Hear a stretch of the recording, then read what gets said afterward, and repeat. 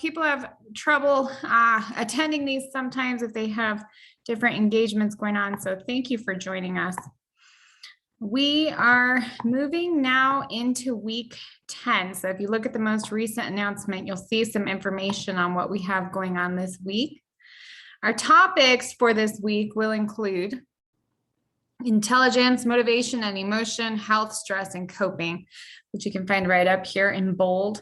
However, these topics are spread across weeks 10, 11, and 12. So the first question I would ask as we move into Maslow's hierarchy of needs is whether Emma or anybody else who hops on, if you're familiar with this concept. We'll include this visual. So we'll move back to that kind of as we go along here. It is important that we hit on it, but there are several other topics. Oh, wonderful. I see your thumbs up. Glad you're here. Several other topics that we will be talking about this week and in the next weeks as well. So you can see the overview, the main outcomes that we're looking at here in Blackboard as usual. What I do want to hit on before we talk a little bit about Maslow's hierarchy is the week 10 self-reflection paper. And so this paper requires access to an emotional intelligence questionnaire, which is linked right here. Emotional intelligence is a topic that we've already addressed somewhat in our course and will continue to address more and more. A big emphasis in the field of psychology as well as in the field of education today is social emotional learning, or SEL. And it's quite the buzzword. If you look at some topics for educational or psychological conferences, this is something that impacts motivation, self-management, interpersonal relationships, conflict resolution, and all of the topics that we've been working on in this course. So emotional intelligence goes right in line with that concept of social emotional learning, or SEL. We're all familiar and also have hit on in this course the idea of an IQ, an intelligence quotient, and that's that general intelligence score looking at fluid reasoning and processing speeds and all those different components that make up what many might believe to be the intellect, and that's kind of the concept there. The IQ looks at our ability to problem solve and to compute and process new information, but EI, or emotional intelligence, is another topic or variable that's coming up in the field of psychology. You can see the prompt here that some believe that emotional intelligence, which is the awareness and management of emotions, self-regulation, connections with other people, management of our relationships, is actually a better predictor of success. And that would not only be in the workplace, but also in family or in other personal relationships, perhaps in a marriage, that would be more important even than a high IQ. So IQ is a very traditionally considered measure that has been important over time when talking about intelligence. But the trend in the field is that we're focusing less on just intelligence and logic and processing and more on interpersonal abilities or social emotional learning. So you'll see that shift even with students who are younger, and you might have experienced this in your high school setting as well. More of a focus on coping skills, mindfulness, self-regulation, group work, the ability to engage with other people from diverse backgrounds and solve problems and develop a product together that benefits from the input and expertise of each unique team member. So this is where that concept of emotional intelligence comes from. And as I clicked on this little link where it says access the emotional intelligence questionnaire, you'll see that we need to take a survey before you write this paper. So if you've not taken the survey, now's the time to do it. This little graph or visual here, this box does explain to you in the table, excuse me, that's my dog, some information, excuse me, regarding emotional intelligence and these different competency areas. So this is, excuse me, not only for self-management, but for self-awareness and social awareness and relationship management. So those are the 4 domains that are addressed here. And those are things that we can regulate both within ourselves and in our interactions with other people to make sure that we're being effective in our relationships and in these settings. So the questionnaire will let you kind of reflect. Some people like these questionnaires, other people do not enjoy or prefer them. It really just depends on who you are. So if it's not your favorite, bear with me. My hope is that the information still will be interesting to you. You've seen a lot of little personality quizzes online, like BuzzFeed, or in different magazines and websites and social media. This is from Global Leadership Foundation, so it's not informal like those. It is a little more comprehensive, and it should provide you with some useful information regarding the 4 areas of emotional intelligence that we just discussed. I will be honest with you, this quiz is fairly lengthy. There are many different questions that we need to do. So you'll want to answer each one to the best of your ability. And like I said, set aside some time to really reflect and do this in a thoughtful manner. An example, we start here with number 1, my emotions generally have a strong impact on the way that I behave, or little or no impact on the way that I behave. And obviously these quizzes are not perfect. We can't sum up a person in an online, questionnaire, but we can do our best to answer with the response that is true for us most of the time.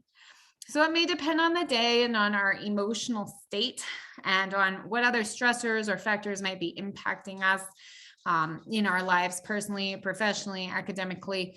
But we do want to do our best to just answer each of these with what is accurate for us in a typical situation or setting.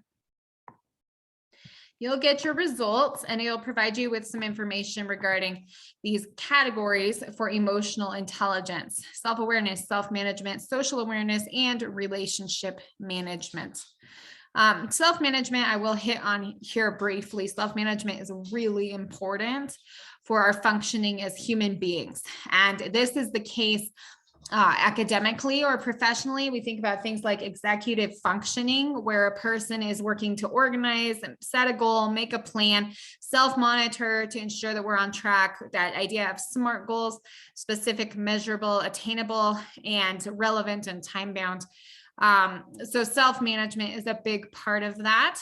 And self-management also means that we're dealing with our emotions as they arise. And that's part of the self-awareness as well.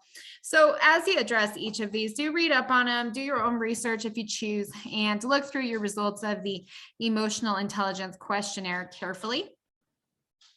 Like I said, we do want to plan ahead for this paper and really take our time, because there are 6 other questions that must be addressed. The paper should be 3 to 4 pages in length.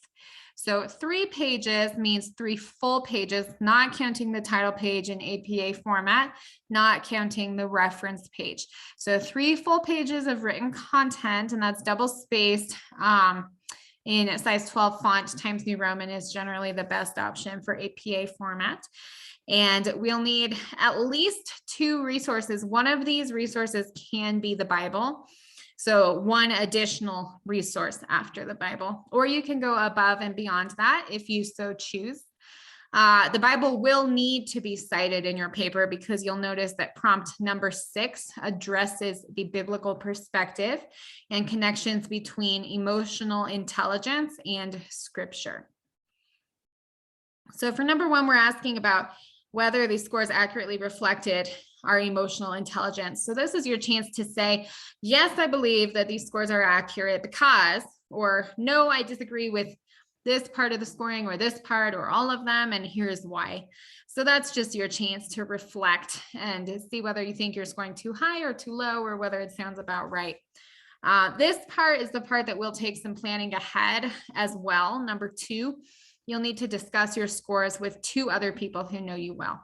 This could be family members or friends, perhaps a teacher. This could be anybody who has a good grasp on who you are and how you operate in these areas as a human being.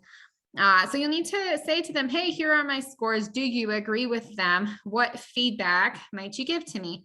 And this can be done via text or email, but it really is better to do it either on the phone or on video or in person if you do see somebody, for instance, someone in your home. Again, this could be a sibling, I'm seeing a chat notification. So hi, Emma, I don't hear you, unfortunately, but chat is a great way to communicate if you're having any trouble with the speakers. But you said address each of these in a paragraph, or how should we format it? Great question. So that's up to you. As long as we hit that minimum of 3 pages, then we're not going too far past that 4 pages. In any formal written submission, we'll want an intro, a body, and a conclusion. So as long as you clearly hit on each of these prompt points, that'll be sufficient. It doesn't have to be, oh, that's okay, no worries. It doesn't have to be 1 paragraph per prompt point. You can include APA format bold headings, which are those centered bold headings in the middle. Awesome. For each of these topic areas, if you so choose. That can be a really nice way to organize a paper, but you don't have to, as long as you ensure that you hit on each of these prompt points. So thank you. Great question. From there, we've got number 3, what factors have contributed to your strengths, the developments of your highest scores? So this is where we go back to the ideas of human development, and you can reflect on your life. Think about your family, friends that you've had along the way, your environment, settings, school, church, community, and the culture at large where you're living. Do you live in a rural area or urban or suburban? And what are some of the skills required to function in your setting? You can even think about perhaps some adverse life experiences and some challenges that you've had and how they might have contributed to your growth in these areas.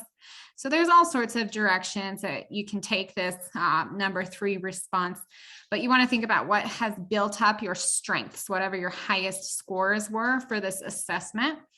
And then we need to look at what you might do to develop your lower scores. Thank you for the feedback. That's awesome. So the lower scores, the areas of challenge, because none of us are going to score the same on everything. So we're going to have areas for growth, even if they're just relative areas for growth and the difference isn't too large. But we need to determine what we might do to develop those scores. So if I came up with a result saying that I have a weakness in relationship management, and again, that has to do with clear communication when we provide feedback to others, managing conflicts and resolving them, all of those things that make relationships strong, I would identify some steps that I can take to grow and improve in those areas. And that might be through signing up for a class or a workshop on conflict resolution. That might be through doing some of my own research, reading some academic studies. That might be through diving into scripture. And the book of Proverbs is a really wonderful place for interpersonal advice and for strategies for relationships with friends and family and different people that we encounter. So obviously there's a lot outside of the book of Proverbs too, but I just threw that out there as something that you could really analyze and make a plan and set a goal for that area of focus if you do identify, for instance, a weakness in relationship management.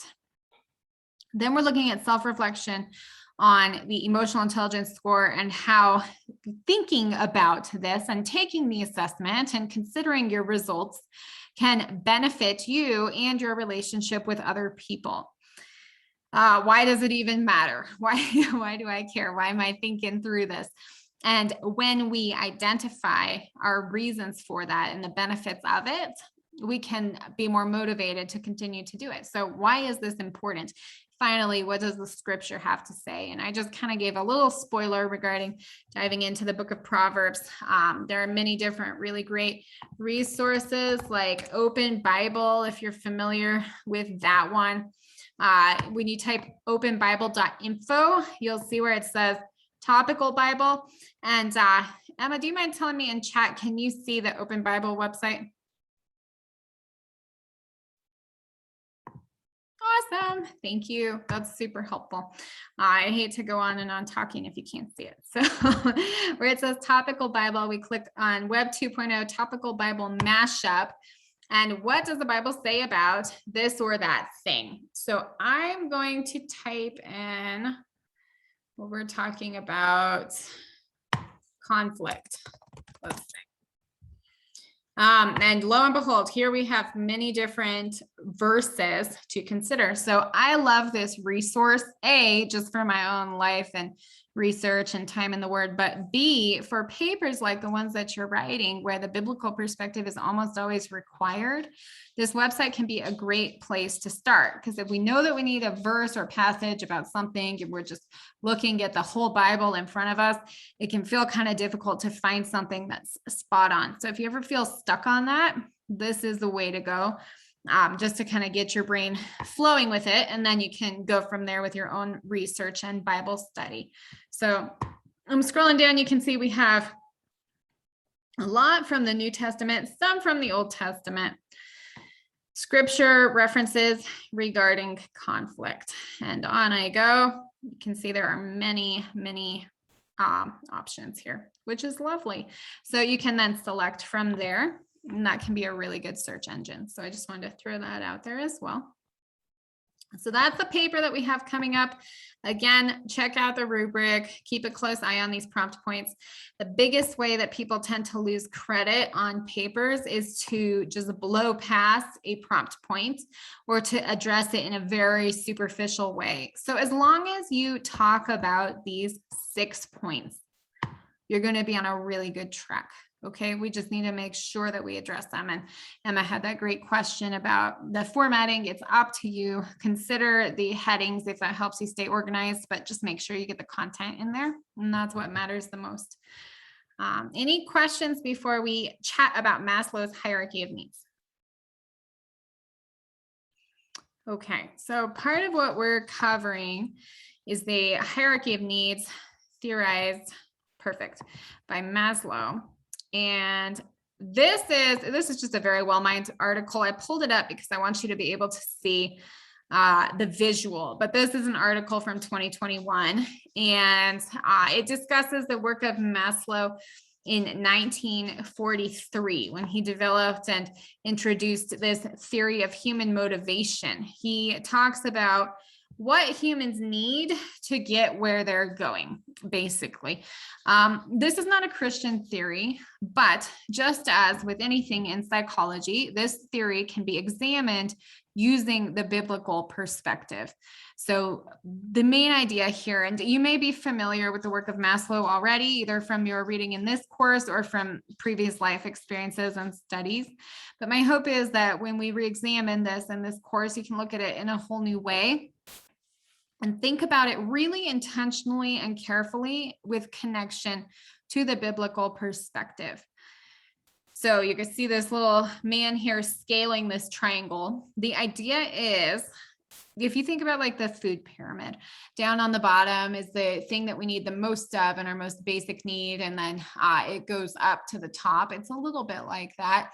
The concept is that we cannot reach self-actualization. And self-actualization is that manifestation of our best selves, so to speak. And again, this is not a Christian theory, but think through the biblical perspective about how this might connect or not. The concept is that we cannot reach self-actualization without the needs below that blue triangle being met first. And the idea is that we can't proceed to needs being met in higher categories until we've had the lower categories met. So you'll see the bottom one is physiological. Obviously, this comes in with things like food and sleep.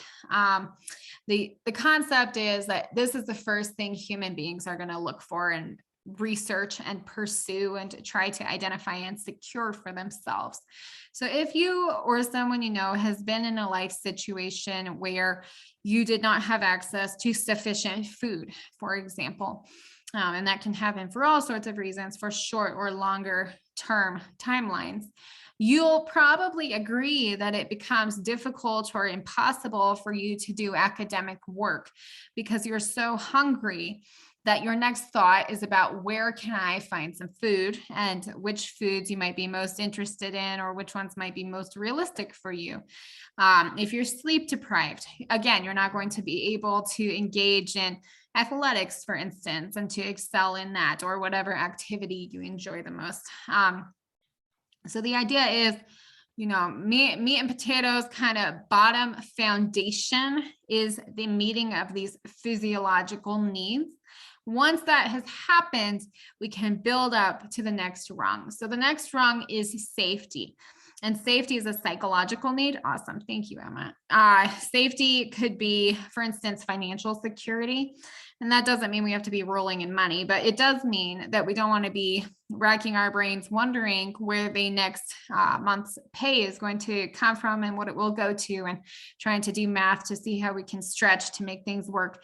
If we don't feel safe and secure with our homes, or if we're living in a really high crime setting, even if we have those physiological needs met, it can be difficult to connect with other people in a meaningful and healthy manner. And the reason that I say connect with other people is because that's the next rung of this ladder or this pyramid, which is love and belonging.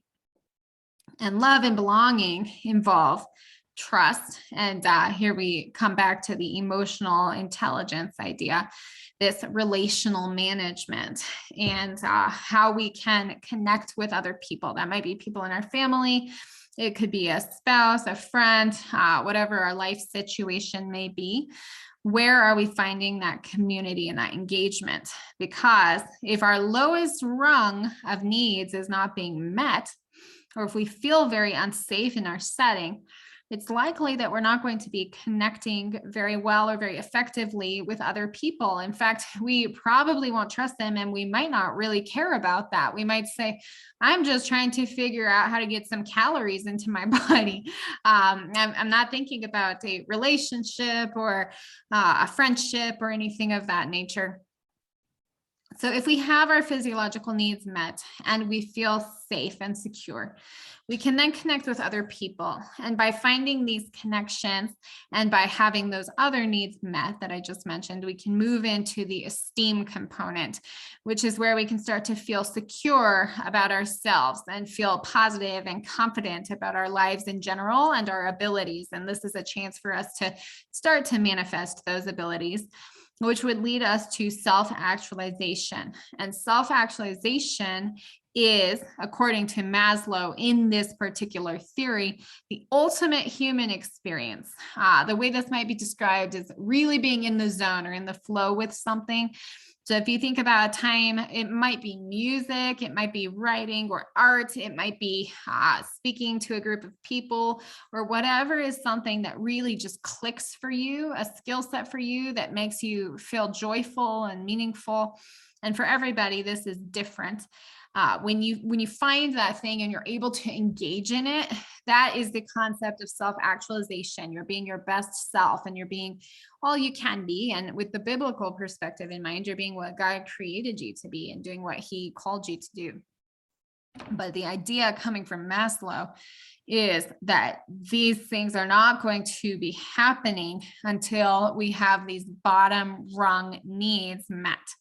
So to think of a child, for instance, in the school setting, if a child is experiencing homelessness, not only is the orange category of safety not existent for that child, but it's quite likely that the items in the red category are also threatened. And so that child may not be getting sufficient sleep or sufficient food, and all of these needs are not being met.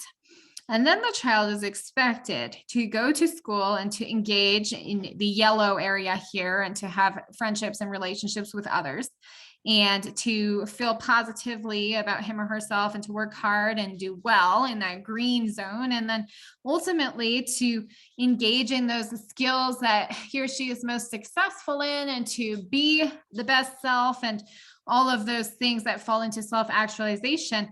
But according to Maslow, none of that is going to happen. The child will not be able to attend or engage or graduate or succeed unless the bottom areas are covered.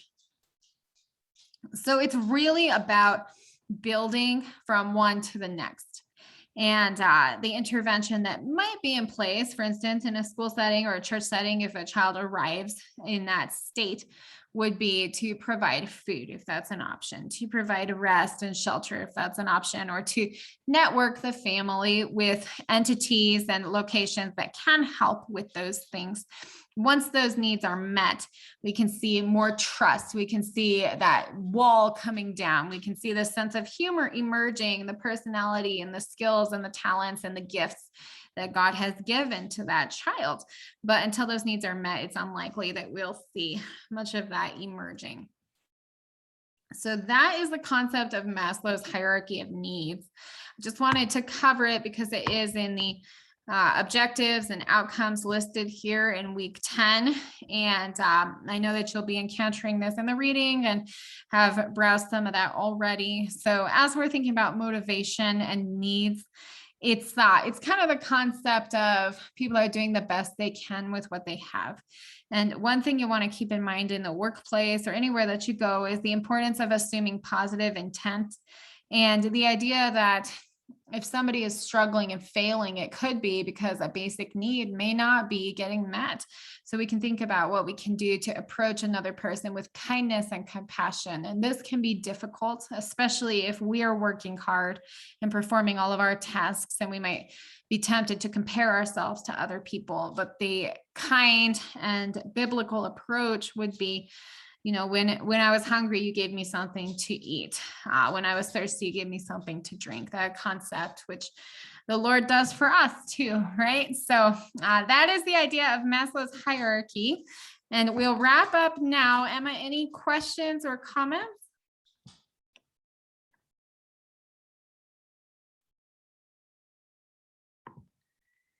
All right. Don't see anything. So we'll call it a